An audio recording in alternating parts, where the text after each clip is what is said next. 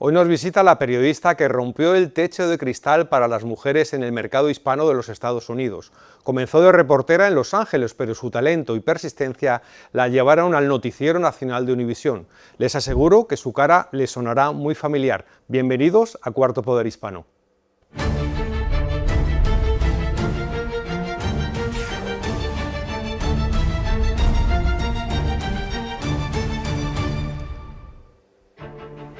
Bienvenida, María Elena. Gracias, Manuel, gracias por la invitación. Salinas, encantado de estar contigo, conversando. Y me gustaría empezar por eso, ¿no? Tú eres consciente de que rompiste ese techo de cristal, que fuiste la pionera y que le abriste el camino a muchas mujeres a estar al frente de noticieros o de programas en el mercado hispano de Estados Unidos. Bueno, te agradezco que lo digas. No fui la primera mujer en el noticiero, Teresa Rodríguez hizo noticiero antes que yo. Quizás fui la primera y hasta ahora la única que estuvo más de 30 años, ¿no? Fueron 3 décadas. Y fue muy interesante porque no había muchas mujeres latinas en la televisión en ese momento. De hecho, no había muchas mujeres en general presentando un noticiero a nivel nacional. Fueron muy pocas. Y yo creo que, dicen, no es llegar sino mantenerte, me mantuve por muchísimo tiempo. Yo creo que uno de los retos principales que tenemos como mujer es no figurar como en la América Latina, donde está el hombre maduro y la mujer jovencita que nada más está de show y no necesariamente tiene las mismas asignaciones que el hombre. Y yo creo que lo que sí logramos fue esa equidad y que se nos tomara en serio, que se dieran cuenta de que las mujeres podemos cubrir cualquier noticia sin importar cuál sea, ya sea una guerra, ya sea política, ya sea cualquier cosa. Y eso yo creo que es importante, ¿no? Y después de eso han venido pues muchas mujeres.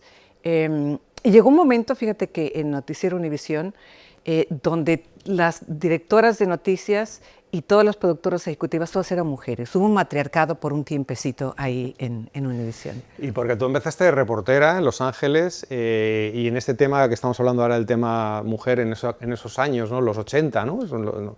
En una época muy distinta. Nadie se puede imaginar, a lo mejor los jóvenes no pueden, lo que se vivía en aquellos años. ¿Cuáles eran esas barreras que tú sentías cuando empezaste de reportera, que decías, bueno, al hombre le dan otra asignación, a este reportero? ¿Qué pequeños detalles sentías en el que todavía las mujeres estaban discriminadas? Bueno, yo empecé en 1981 en el Canal 34 y empecé como reportera y como presentadora. Y aparte de presentadora de noticias, también hacía un programa de relaciones comunitarias. En esa época, en los 80, había una ley de la FCC, de la Federación, ya no me acuerdo, pero son los que aprueban los canales de televisión, que todos los canales locales tenían que tener un programa comunitario, y nosotros teníamos todos los días un programa comunitario. En nuestro caso se llamaba Los Ángeles Ahora. Entonces yo salía a hacer reportajes, hacía Los Ángeles Ahora en vivo, luego escribía y editaba los reportajes y luego hacía el noticiero. Y era malísima porque tenía 0 experiencia en televisión. Yo nunca había trabajado en televisión y no había sido periodista. Ahí es cuando yo empecé a tomar cursos de periodismo en UCLA. Me acuerdo que era súper tímida. Entonces, para trabajar en televisión, pues se supone que uno debe ser tímida. Me acuerdo que esos primeros años, bueno, un año quizás, había un teleprompter, pero nadie sabía operar el teleprompter. Y luego alguien aprendió a pegar los papeles. Y yo leía así y levantaba la vista y me decía el productor, que era cubano, me dijo, chica, era cubano, me dice, chica, levanta la cara. Y a mí me daba miedo, entonces de repente hacía así, pero no, siempre era así, leyendo. Y luego me equivocaba y me decía, no digas perdón, porque yo me equivocaba, decía una palabra mal y después decía, perdón, y seguía leyendo, ¿no? Dicen, deja de pedir perdón. Dije, un día vas a dejar de cometer errores. Y de un día a otro dejé de cometer errores. Y bueno, eso fue fascinante para mí, pero sí, yo tenía mucho temor. Era la única reportera, ahí sí era la única mujer por un tiempo. Había otra chica que de repente hacía reportajes, hacía lo que hoy en día es Mundo Latino, se llamaba otra cosa en Los Ángeles local, Sonia Borhauer. Pero éramos realmente muy pocas mujeres. Lo has mencionado antes, que todavía existen esos estereotipos de, por ejemplo, el periodista puede ser un periodista maduro, pero a la mujer parece que se le exigía, a la mujer reportera, siempre se le exigía como juventud y belleza y estar impecable. El hombre podía ser mayor, podía ser descuidado. O sea, eso realmente, ¿cómo lo vivías, ¿no? Porque era como que... Bueno, a nivel local, cuando yo estaba trabajando en el Canal 34, sí, el presentador era un poquito mayor que yo, pero no mucho mayor que yo. Pero a mí me daban asignaciones igual que a todos los demás. Nunca sentí que se me trató como inferior. Claro, mi jefe estaba muy consciente de que yo no tenía experiencia y me ayudó muchísimo a aprender muchas cosas sobre el periodismo. Cuando pasé a la cadena, eso ya no contó, porque yo soy mayor que Jorge. Así es que en este caso fue al revés. La mujer madura y el jovencito guapito fue él. No, está pero bueno. es broma, pero sí, efectivamente, sí soy un par de años nada más mayor que Jorge. Entonces, eso yo creo que no representó un reto. De vez en cuando sí yo escuchaba algunos comentarios, no de los jefes necesariamente, sino de la gente de piso y, señor Jorge, usted va a ir a cubrir esa guerra. Y decía, no, le toca a ella, no, me toca a mí. Ah, pero usted es mujer. Bueno, yo también puedo cubrir la guerra. Sí hubo algún jefe en alguna ocasión, cuando estaban los conflictos en Centroamérica, que me decía que yo no podía ir a cubrir ese conflicto porque no podía andar en tacones o que no podía andar con mi secadora. Dije, bueno, yo soy capaz de cubrir cualquier cosa y eventualmente lo pude mostrar. Además, y por ejemplo, que una mujer tenga que trabajar en tacones es otro estereotipo, porque en esa situación de guerra no, sí no vas con tacones. Pero fueron una, dos veces, sí. No mucho. Imagínate, estuve 37 años en Univisión entre lo que estuve en el canal local y la cadena, y fueron, puedo contar en una mano las veces que alguien me dijo algo sobre, tú no puedes ir porque eres mujer. Y también Jorge y yo desde un principio nos pusimos de acuerdo, porque yo estaba presentando un noticiero a las 11 de la noche desde 1987, él estaba a las 6:30, y en el 88, en enero, nuestro jefe decidió que nos iba a poner juntos y estábamos acostumbrados a encabezar nuestro noticiero. Ahí nos sentamos a hablar, lo discutimos y ¿cómo le vamos a hacer? Bueno, vamos a alternarnos. Tú lees uno, yo leo otro. Entrevistas, tú haces una, yo hago otra. Viajes, uno y uno y uno y uno, así como niños repartiéndose los dulces. Y así lo mantuvimos por la mayor parte de nuestra carrera. Estábamos tan acostumbrados a hacerlo y hacíamos entrevistas entre los dos, era 2 tú, 2 yo. Y desarrollamos una habilidad de comunicarnos visualmente, ¿no? O simplemente con un gesto de voz sabíamos que ahora te toca a ti, o ahora te toca a ti, o una mirada diciendo, ya hablaste mucho, ahora me toca a mí. Y nunca hubo problema con eso, ¿no? Te quería hacer una última pregunta ya del tema de mujer, que es el tema de la maternidad, ¿no? Tú eres mamá de 2 hijas, ¿no? 2 hijas. Eso también, ahora las cosas han cambiado. Te ponía como ejemplo el de un alcalde, el alcalde de la ciudad de Madrid, que se ha pedido un permiso de paternidad, siendo de un partido conservador, cosas que antes eran increíbles. Pero tú, ¿cómo viviste ese reto de ser mamá y ser presentadora, ir a coberturas a Centroamérica, a entrevistar presidentes? ¿Cómo lo llevaste, ¿no? ¿Cómo llevaste esa maternidad? Bueno, yo ya llevaba más de una década en mi carrera, entonces no era para mí como tienes la opción de ser madre, ser ama de casa o tener carrera. Yo ya estaba en mi carrera y tenía el tipo de trabajo que no simplemente dices, bueno, lo voy a dejar a un lado y me voy a ir a cuidar a mis hijas. No, era una carrera que hasta cierto punto nos mantenía también, ¿no? O sea, yo tuve mis hijas, mi embarazo salió en televisión. Me acuerdo que en una ocasión hice una entrevista parecida a la que me estás haciendo tú y di la vuelta. Y mi jefa me llamó y me dice, ahora ya todo el mundo sabe que estás embarazada, porque se me veía la panza súper grande y cuando estaba de frente pues no se me veía tanto, ¿no? Y tuve esa ausencia de maternidad. La primera vez fueron 3 meses, la segunda vez por razones de seguro decían que no podían ser más que 6 semanas. Todavía hay gente que piensa que cuando una mujer toma maternidad, o en este caso un papá también, que son un tipo de vacaciones. Y no, es muy complicado. Tú tienes hijos, tú sabes lo complicado que es. Y para la mujer no es únicamente complicado por el tiempo y por la falta de sueño, sino por su físico y y yo tuve cesárea en ambas ocasiones. Es una operación muy grande que requiere ese descanso. Entonces no nada más es para descansar y para cuidar a tu niño, sino es trasnochar, claro, son muchas las cosas. Comer, es muy duro. Pero te voy a decir, una de las cosas más difíciles de la maternidad no es parir, no es esa ausencia de 3 meses cuando tienes el bebé, sino tener que regresar a trabajar. Esa es la parte más difícil. ¿No? Y tener que dejar a tus hijos, especialmente en mi carrera donde yo constantemente tenía que viajar. Entonces, ese sentido de culpabilidad que tienen, yo creo que todas las madres, no sé qué tanto lo tengan los padres, pero todas las madres profesionales que van a trabajar y que dejan a sus hijos, ya sea en un daycare o con una niñera o con su familia o alguien que se las cuide, siempre vamos a tener ese sentido de culpabilidad. De no estar ahí siempre. Y en mi caso, como trabajaba tanto, me perdí algunas cosas. Me perdí el primer paso. Me perdí la graduación de kinder de una de mis hijas. Y eso nunca se te quita. Y siempre vas a sentir que, bueno, fui buena madre o no fui buena madre. Y cuando ya crecen te das cuenta de que como mujer resultaste ser un ejemplo para ellas. Y eso me mostraron mis hijas. Yo se los he preguntado varias veces, ¿no? Hay veces que me preguntan, ¿y realmente tenías que ir a esa guerra? ¿Y realmente tenías que ir a cubrir ese terremoto? O sea, hubo coberturas que sí les dolieron, que sí se les hizo difícil no tener a su mamá ahí o no poder verme más que en televisión. Tengo fotos de ellas sentadas viendo la televisión desde que estaban muy chiquitas. Pero también me han dicho que están orgullosas del trabajo que he hecho, que ha sido un ejemplo para ellas de que se puede hacer cualquier cosa, que uno puede lograr lo que ella quiera. Ninguna de las dos, afortunadamente, está en el periodismo, cada quien está en su propia carrera, pero están conscientes de que sí puede haber ese balance y que no va a tener tanto efecto negativo en tus hijos. Justo te iba a preguntar por eso, ¿qué sienten ellas? ¿Qué te dicen ahora? Como ya lo has respondido, te diría que ¿se puede recuperar el tiempo? Ahora que puedes estar más tiempo con ellas. ¿Se puede recuperar? Ahora tienes tiempo de calidad, entiendo, con ellas. Claro. Ya, me imagino que no viven contigo, pero las ves de otra manera. ¿Crees que el tiempo se puede recuperar? Yo creo que no es tiempo recuperado porque ya están en otra etapa de su vida. Ya no son chiquitas, ya son mujeres.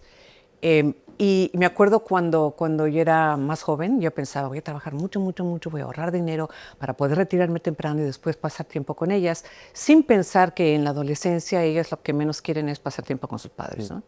Entonces sí, me pasó, que no querían pasar tiempo conmigo. Ahora que están un poquito mayores, ahora me siento honrada de que quieren ir, no honrada, afortunada, de que quieren ir de vacaciones conmigo, las tres solas.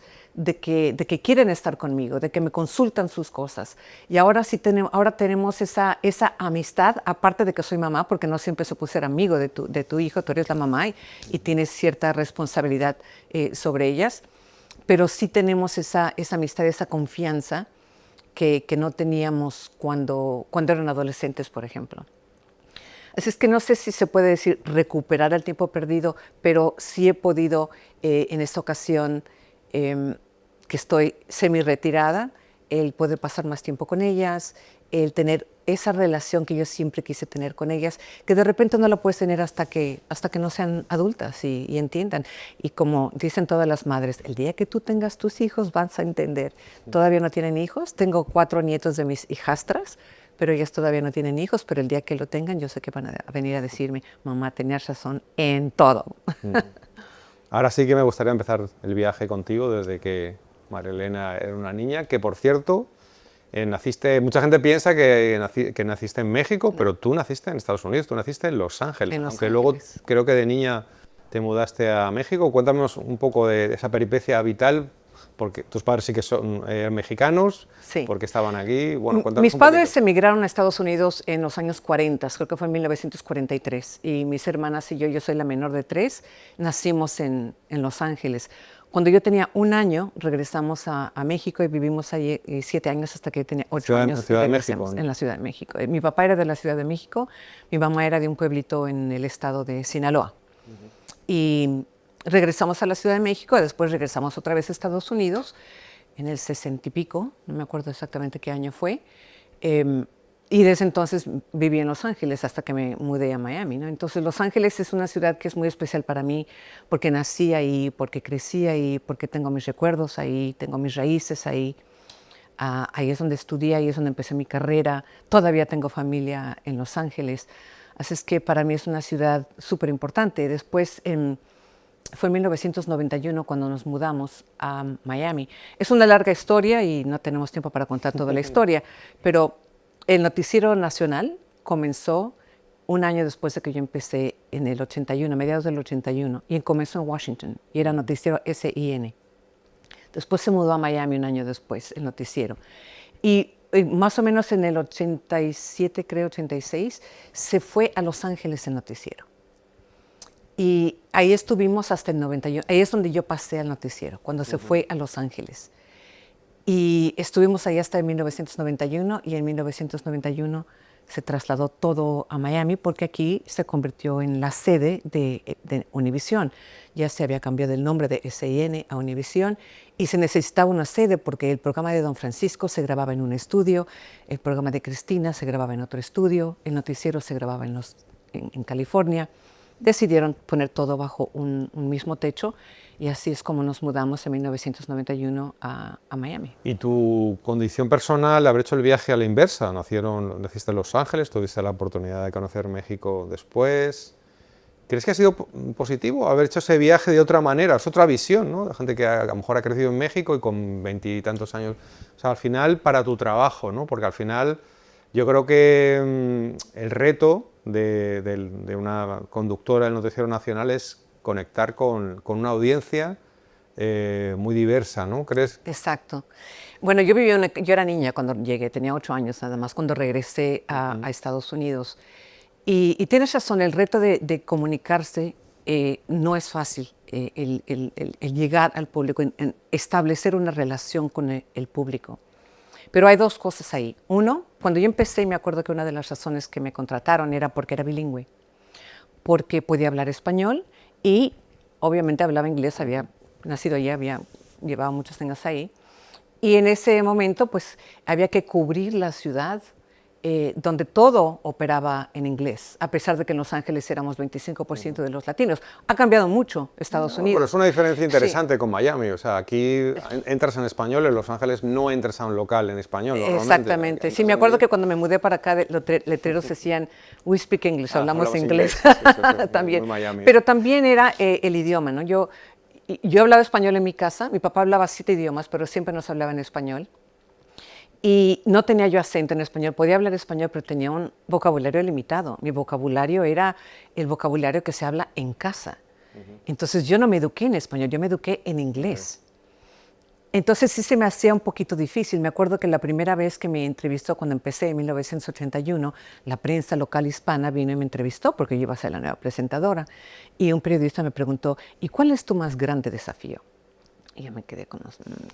No, nada.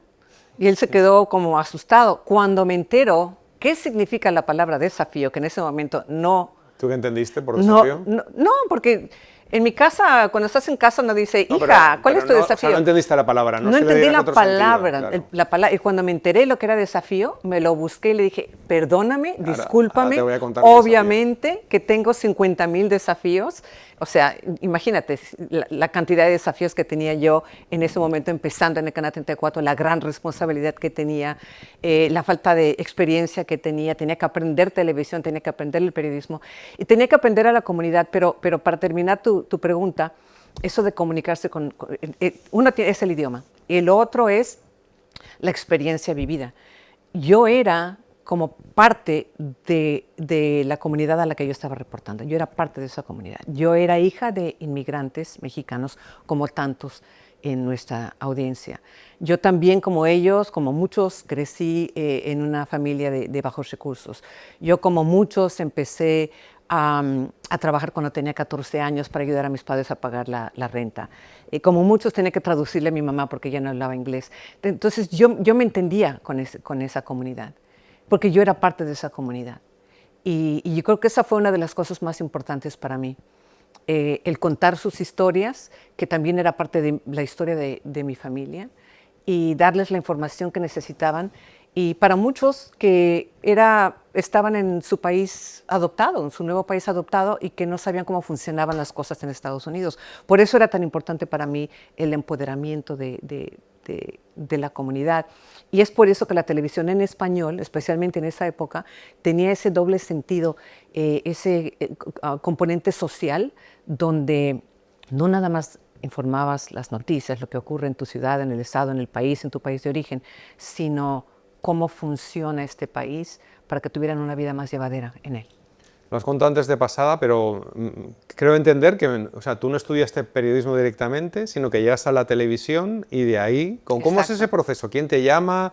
¿Por qué te presentas? Y sobre todo, ¿qué les parece en tu casa también? Porque eso lo hablo en esas entrevistas, siempre me dicen, mi padre no quería, ¿no? En mi caso, mi padre no quería tampoco que fuera periodista. Nos ha pasado a muchos que no sé por qué, para un padre no es una profesión respetable, ¿no? Bueno, yo había trabajado en radio y ya tenía un par de años trabajando en radio y me llamaron para trabajar en televisión. Yo había estudiado mercadotecnia y a mí me interesaba mucho la publicidad y en ese momento la publicidad en español estaba comenzando a cobrar auge. Había muy pocas agencias de publicidad hispanas, pero había algunas en inglés que tenían su departamento en español. Entonces, cuando me llaman al Canal 34, yo pienso, esta es mi forma de entrar al departamento de ventas y trabajar en publicidad. Yo no entendía muy bien que iba a trabajar frente a la cámara. Pero cuando empecé dije, caray, tengo que hacer eso, lo tengo que hacer bien. Ahí es donde me fui a tomar cursos de periodismo porque lo quería hacer bien. Si es algo que me enseñó mis padres siempre es, no te permitas ser mediocre, no seas conformista y tienes que ser lo mejor dentro de lo que hagas, ¿no?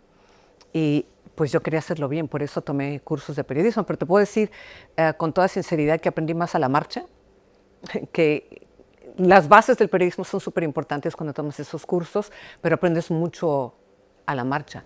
Y en mi casa mi mamá estaba muy contenta y mi papá estaba asustado, porque mi padre era un hombre, hasta cierto, voy a decir machista, no en el mal sentido de la palabra. Tienen que entender que mi padre, conservador, era otra época, nació ¿verdad? en 1909. Mi padre entendía que el papel de la mujer, y para él era importante educar a sus hijas para que fueran buenas esposas, ¿no? Después de que murió mi padre, yo me enteré que él había sido sacerdote católico y que había dejado la iglesia, se casó. Entonces, más o menos entendí su mentalidad y por qué él era de esa manera. Entonces, a él le preocupaba porque él nunca hablaba con nosotros de política. Si venía un hombre, éramos 3 mujeres, que tenía tres hermanas. Si venía un novio, si venía un tío, si venía un primo, con ellos hablaba de política, pero con las mujeres no. Entonces, a él se preocupó y ahí empezó a hablarme un poquito y para que yo entendiera lo que es el mundo, porque también cubría yo política y es algo para quien no crece viendo las noticias o entendiendo cómo es la política, pues puede ser un tema muy complicado. Entonces se preocupó, pero al mismo tiempo estaba también muy orgullosa de mí. En esa época, ya hemos comentado un poquito de tu época de reportar a Los Ángeles, o sea, yo tengo la sensación de que cuando hacemos periodismo local es el verdadero periodismo en el sentido de que estás con la comunidad Sí. y no es que me está viendo alguien lejano, sino que está ahí. O sea, reportas, vas a la calle y al que entrevistas es tu propia audiencia, es todo. Sí. ¿Cómo recuerdas esa época en ese sentido, ¿no? Porque yo creo que es algo muy integrado en una ciudad además con tantos millones de hispanos. ¿Cómo fue esos años? A diferencia de cuando te sientas en una mesa en Miami, te está viendo millones de personas. Exacto. Pero en lugares más remotos con los que no tienes ese contacto. ¿Cómo Claro. recuerdas esa época? Yo creo que los noticieros locales son súper importantes porque la gente necesita saber qué está pasando en su comunidad, cómo le afectan las decisiones que toman los poderosos en su día a día, ya sea el tiempo, el tráfico, el cambio de leyes locales, temas de educación. Te tengo que decir con toda sinceridad que cuando la gente me conocía, al principio a mí me asustaba, porque yo salía a hacer un reportaje y venían y se querían tomar una foto conmigo. Decía, ¿pero qué es esto? Yo no soy ni cantante, ni actriz, ni artista. Me daba una pena tremenda, porque no se lo pedían a los reporteros que trabajaban en inglés, pero me lo pedían a mí. Entonces empecé poquito a poquito a entender, ¿no? Y en el programa que yo hacía Los Ángeles Ahora, hablábamos de un montón de temas que ayudaban a la comunidad. Y la gente venía, una señora viene y me dice, vi su programa Los Ángeles Ahora y usted habló de esta feria de salud y gracias a eso me detectaron el glaucoma. O anunciaron una feria de trabajo y a mi esposo consiguió trabajo en esa feria de trabajo. O sea, es información local que les va a ayudar en su día a día, que es súper importante. Cosas con las que se pueden identificar inmediatamente, ¿no? Temas nacionales y temas internacionales los ven más lejanos y mucha gente no considera que les afecta en su día a día. aunque sí considero que les afecta, pero no tanto como su día a día. Por eso yo creo que es súper importante. Cuando yo pasé de local a nacional, fue un shock para mí, porque ahí tenía que, borrón y cuenta nueva, yo consideraba que conocía muy bien a mi audiencia, y me comunicaba bien con mi audiencia, y me llevaba bien con mi audiencia. Sentía que teníamos una relación especial. Y cuando pasé a la cadena, dije, caray, no conozco a la gente que me va a ver. Claro. Y tenía algunos amigos que eran sudamericanos y que me empezaron a empapar un poquito de información cuando tenía que ir a cubrir Nicaragua, cuando tenía que ir a cubrir problemas en Sudamérica. Y en esa época, a finales de los 80s y principios de los 90s, había muchos conflictos en Latinoamérica, muchos conflictos armados. Y yo necesitaba entender quiénes son los contras y por qué son contras. O sea, yo sé que no lo sabía cuando empecé, porque eso ni lo había estudiado ni lo había seguido. Entonces ahí aprendí muchísimo y comencé a entender las diferencias, las idiosincrasias de los diferentes grupos, de los caribeños, de los cubanos, de los puertorriqueños, de los sudamericanos, los centroamericanos.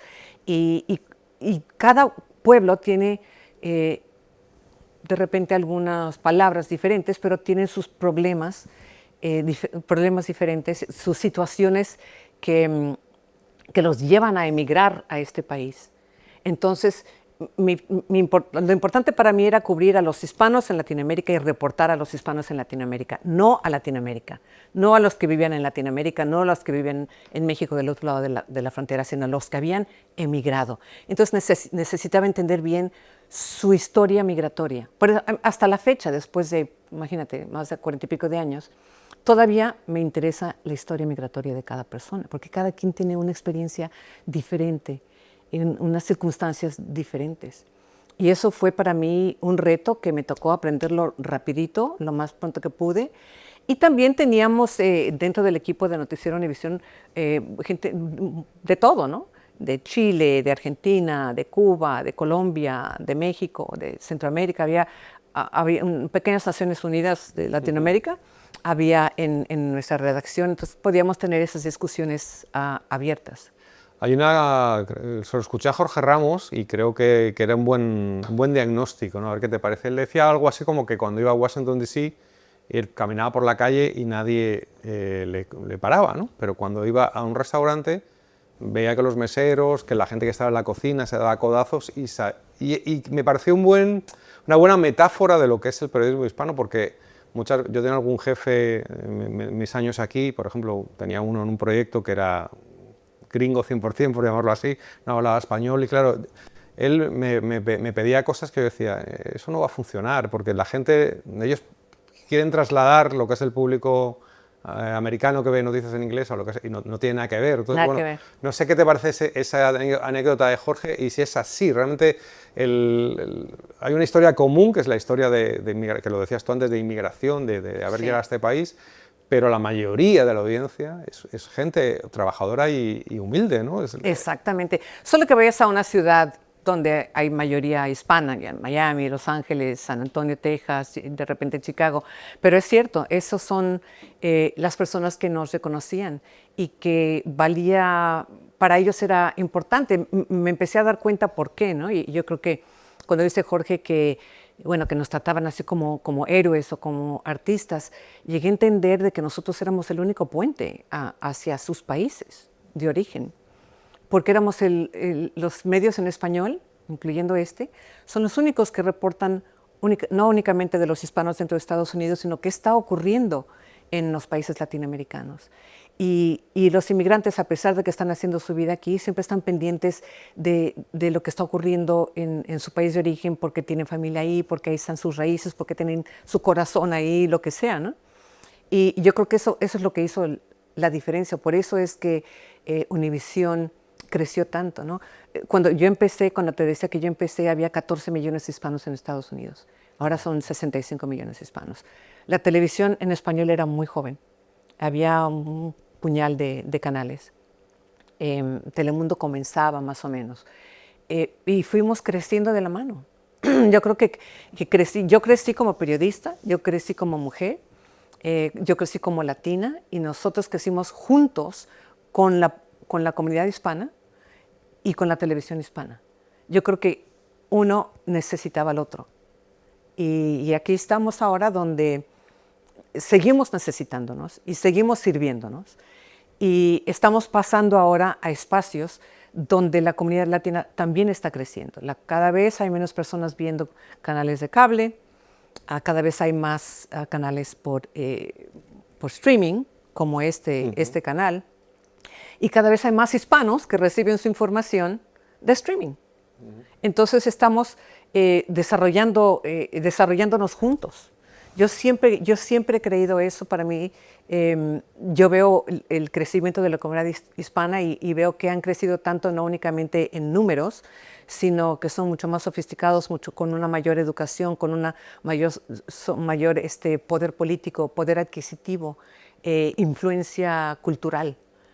Y esto es, hasta cierto punto, gracias al apoyo que los medios les dieron y la información que les dimos y de las oportunidades que había, ¿no? De repente sus padres o sus abuelos son los que los aprovecharon y nosotros no hubiéramos crecido si no hubiera sido porque ellos nos veían y nos exigían cada vez más.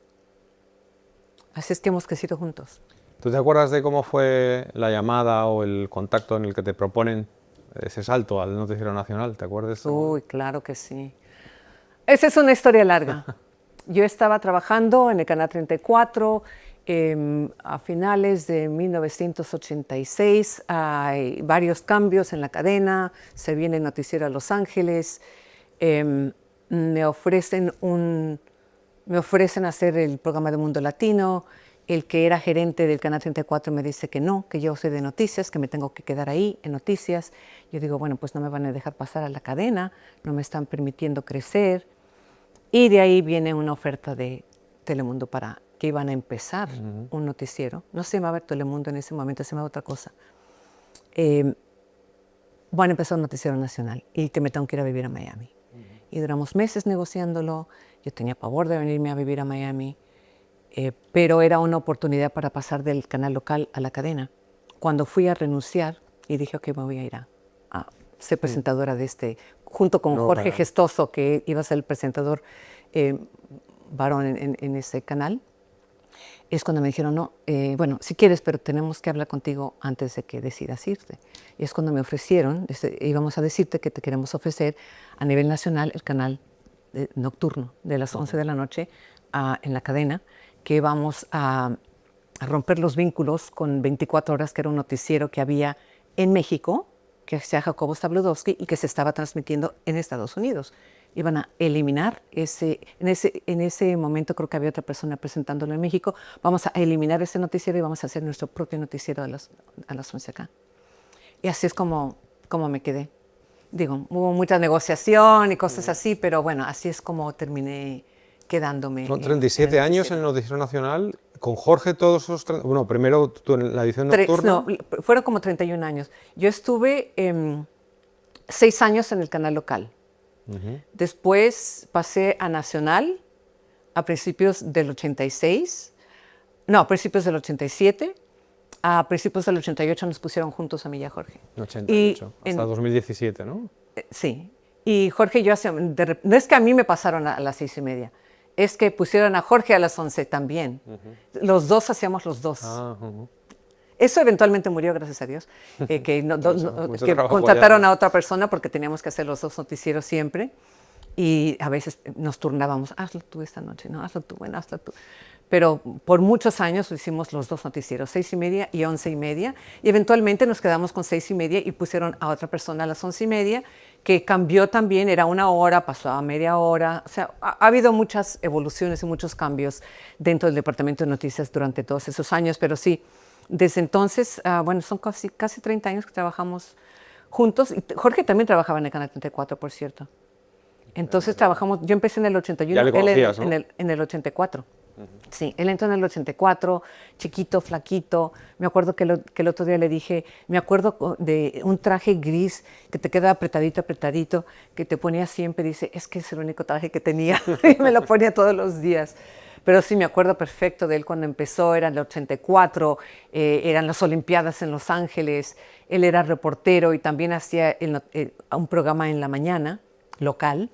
Él pasó primero a la cadena, unos 6 meses antes que yo, pasó a la cadena en el programa de la mañana y luego al noticiero.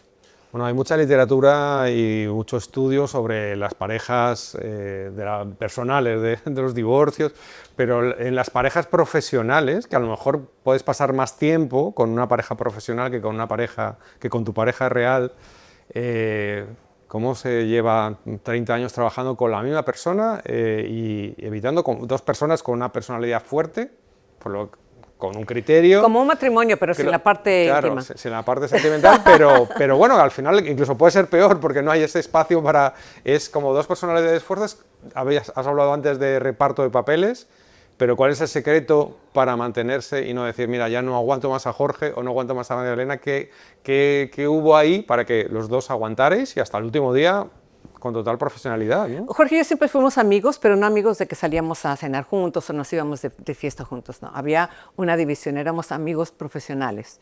Y cuando en los comerciales hablábamos de todo, menos de noticias, hablábamos de comida y te recomiendo este restaurante, y había mucho respeto del uno al otro. Respetábamos nuestro espacio, pero respetábamos nuestro trabajo también. Yo creo que eso era muy importante. Y nos poníamos de acuerdo en la mayoría de las cosas, porque los dos teníamos la misma meta y el mismo norte. Y yo creo que la mayoría del equipo de Noticiero Univisión por décadas, quizás hacia el final no tanto, pero por décadas, quién es nuestro público, qué es lo que queremos lograr, cuáles son las historias que son importantes.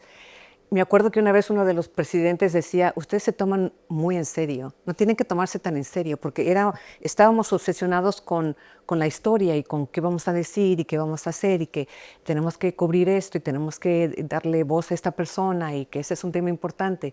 Entonces, teniendo la misma meta, que la meta nunca fue nosotros, la meta siempre fue el público. Y yo creo que no lo hacíamos sobre nosotros, sino sobre el público, ¿no? Y yo creo que eso es lo que ayudó a mantener esa unidad, que realmente nos interesaba la gente a la que estábamos reportando, nos interesaban las noticias que estábamos cubriendo. Que si había competencia, de repente había competencia, no sé si Jorge lo ve o no, pero yo digo más de parte de él que de mí, pero él diría al revés. Entonces, pero muy poco, o sea... Y ya sabíais, por ejemplo, entrevista con tal, eso es María Elena, o entre vosotros, o eso le va más a Jorge, entre vosotros ya había... No, este tema te viene mejor a ti, eso ya sabíais, no, o había era uno y uno. Sí, sí. Fuera lo que fuera. Lo que fuera, uno y uno.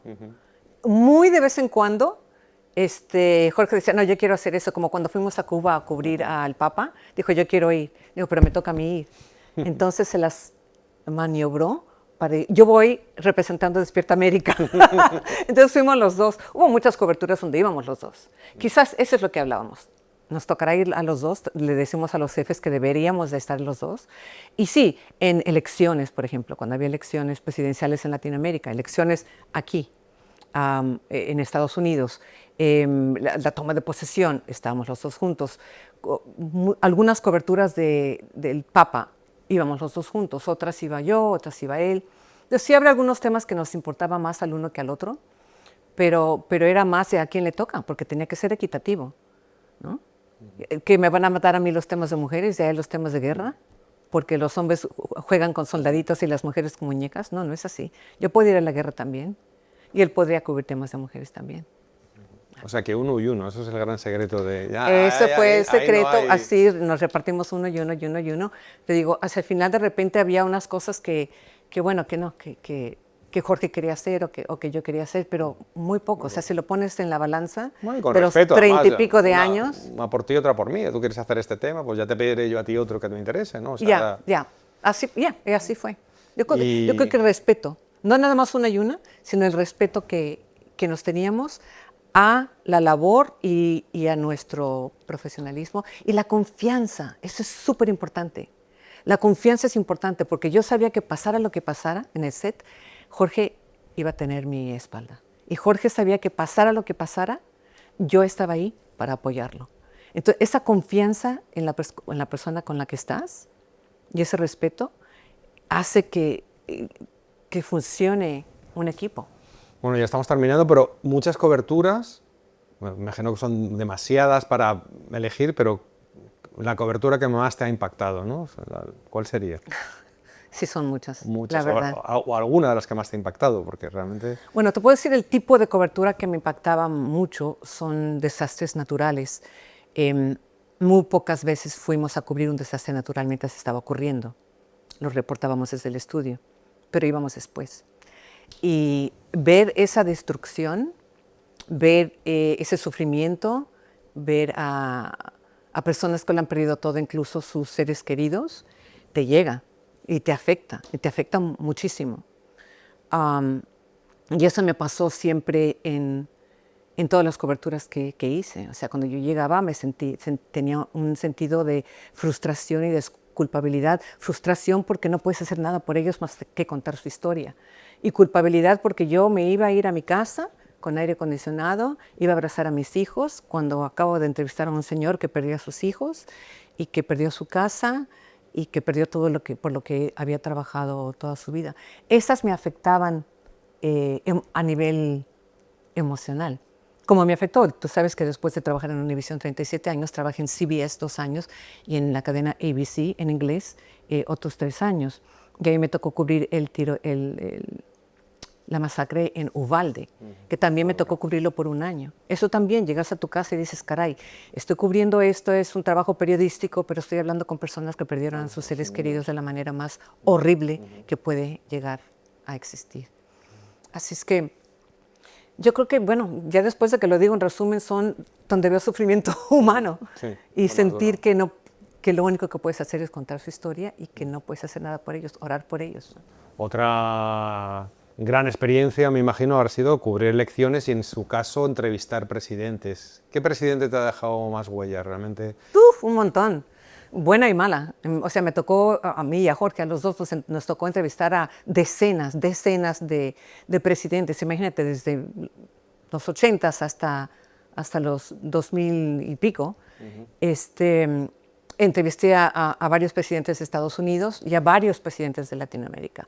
Incluso entrevisté a dictadores y a hombres fuertes, a Pinochet, a Noriega, a Ortega en Nicaragua. O sea, fueron muchos. Entonces, por eso te digo, algunos fueron a Fujimori, que lo entrevisté como 3 veces, a Carlos Salinas de Gortari, lo entrevisté 3 veces, a casi todos los presidentes de México desde los 80s, menos López Obrador. De ahí en adelante ya no estaba trabajando. Dime uno bueno y uno malo, así, uno que te sentiste bien, que te impactó. Bueno, te digo uno bueno, a mí me encantó entrevistar a Obama, porque te voy a decir por qué. Cuando tú entrevistas a un político, ellos te contestan lo que ellos quieran. No importa lo que preguntes. Pero Obama era de los que te escuchaba tu pregunta y te contestaba tu pregunta y luego decía lo que quería decir, como todo buen político, ¿no? Así es que me gustaba entrevistarlo a él y también a Michelle Obama, una mujer brillante. Y una de las peores y más difíciles fue con Pinochet, porque primero fue súper difícil conseguir la entrevista y muy pocos periodistas internacionales entrevistaron a Pinochet. Fue el año del plebiscito cuando lo perdió. Y él no era muy abierto, nos metieron a la moneda, nos separaron, nos interrogaron y ellos tenían su propio equipo, había como 10 generales parados atrás de él. Yo estoy acostumbrada a que haga una entrevista y está quizás su jefe de prensa, mi productor y ya. Tenían su equipo y decían que nosotros tenemos que grabar con su equipo y nosotros no. Los convencimos finalmente de usar su equipo y nuestro equipo. Así es que yo tenía como 4 micrófonos acá, los míos y los de ellos. Y Pinochet, cuando se enteró de que yo vivía en Miami, pero que no era cubana, se sintió muy incómodo y me contestaba muy cortante, sí, no, ta. Los derechos humanos, las violaciones a los derechos humanos. ¿Qué? O sea, fue una entrevista importante, porque muy pocos la consiguieron, pero complicada. Bueno, ya quedan 2 preguntas. Esta es la pregunta del millón, que se la hago a todos. ¿Cómo vive María Elena Salinas en los revueltos tiempos de Donald Trump? Como periodista, ¿qué opinas de lo que está pasando, de las presiones a los medios, de la presunta censura, comunicadores que salen de las cadenas? ¿Cómo estás viviendo esta situación, ¿no? No es presunta censura. Yo sé que los periodistas debemos decir presunta. Y yo sigo siendo periodista independiente, pero como no trabajo para nadie y nadie me puede correr, te puedo decir que sí hay censura. A mí me preocupa mucho, me preocupa a nivel periodístico, porque si uno se da cuenta en la mayoría o en todos los gobiernos autoritarios, lo primero que tratan de hacer es silenciar a la prensa. Unos se van a extremos, matan al periodista, lo meten a la cárcel, cierran el medio de comunicación, amenazan a los periodistas o tratan de desprestigiarlos diciendo que son enemigos del pueblo. El periodismo es, y tú lo llamas cuarto poder, ¿por qué? Es el cuarto poder. ¿Y por qué somos tan importantes? Porque somos el único filtro entre el poder y aquellos que ellos quieren controlar, o con los que se quieren comunicar, vamos a decir. Somos el único filtro. Y a mí me preocupa mucho porque hay mucha desinformación. Esa desinformación lleva a la división tan profunda que tenemos. Y yo pienso que un pueblo desinformado o mal informado es vulnerable a los abusos del poder. Entonces sí me preocupa muchísimo, porque o sea, que la gente diga que estamos inventando noticias, tú bien sabes, porque tú eres periodista, que noticias no se inventan. Y también yo creo que una de las cosas que ha llevado a esta gran división y a esta incredulidad por parte del público es que no saben la diferencia entre lo que es opinión y noticias. Y que hay tantos programas de opinión en las cadenas de 24 horas que la gente, exacto, la gente piensa que es noticia y no es noticia, es la opinión de la persona que está ahí como comentarista. Entonces a mí sí me preocupa muchísimo y me preocupa que ha llevado a esta gran división. Yo te digo, a mí me tocó cubrir 11 elecciones presidenciales en Estados Unidos. Sí, yo he visto división, pero nunca tan profunda como en este momento, donde no solamente está más polarizado que antes, sino que están más entrenchados, ¿así se dice? Atrincherados. Atrincherados en sus posiciones cada una de las partes.